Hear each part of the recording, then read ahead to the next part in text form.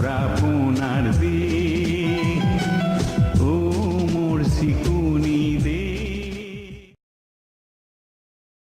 Facebook live শুনজান ঐক্য শক্তিলৈ আমাৰ আন্তৰিক অভিনন্দন আমি জ্ঞাপন কৰিছোঁ।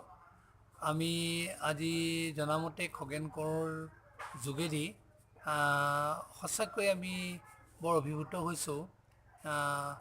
এই অনুষ্ঠানটিৰ যিটো মহৎ উদ্দেশ্য আৰু সমাজখনৰ ঐক্যবদ্ধ চিন্তাৰ কাৰণেই নামটো ঐক্য শব্দটো ইয়াত প্ৰয়োগ কৰিছে, আমি সেইটো উপলব্ধি কৰিছোঁ।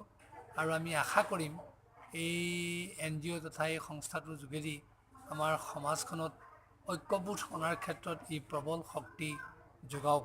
আৰু গোবিন্দৰ চৰণত আমি তাকে প্ৰাৰ্থনা জনাইছোঁ, সকলোকে সুন্দৰ ভাৱেৰে উদ্বুদ্ধ কৰক আৰু সমাজখনৰ প্ৰগতিৰ ক্ষেত্ৰত ঐক্য শান্তি সম্প্ৰীতিৰ ক্ষেত্ৰত ই নতুন এটা শক্তি প্ৰদান কৰক। ধন্যবাদ।